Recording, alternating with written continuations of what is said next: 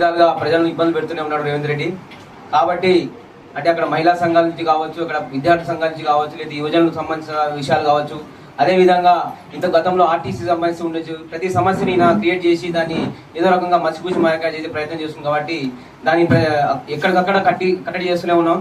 ఖచ్చితంగా విద్యను మాత్రం ఏదైతే ప్రభుత్వ బడులు ఉన్నాయో ప్రభుత్వ బడులను ఏదైతే మూసే ప్రయత్నం చేస్తుండో, అంటే కావాలనే విద్యని భారం అనుకొని తను ఏవైతే ప్రభుత్వ బడులు ఉన్నాయో మూసివేసే ప్రయత్నం చేస్తుంది. కాబట్టి అంటే ఈ ప్రభుత్వ బడులను మూసిన తర్వాత ఈ స్థలాలను మొత్తం కబ్జా చేసి ఆయన రియల్ ఎస్టేట్ దందా చేద్దామని చూస్తున్నాయని మనకు ఆలోచన వస్తుంది. కాబట్టి ఖచ్చితంగా ప్రభుత్వ బడులను పెంచాల్సిందే.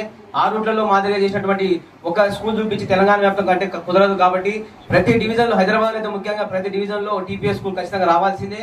ఎందుకంటే ఎక్కడైతే విద్యార్థులు ఉన్నారో, ఎక్కడైతే బడుగు బలహీన వర్గాలు ఉన్నారో అక్కడ ఖచ్చితంగా ఈ టీపీఎస్ స్కూల్ పెట్టాల్సింది. తెలంగాణ విద్యా కమిషన్ చేసిన సిఫార్సులను అమలు చేయాల్సిందే. కాకపోతే నువ్వు చేయకపోతే మాత్రం ఖచ్చితంగా ఉద్యమాలు ఇంకా ఉధృతం అవుతాయి.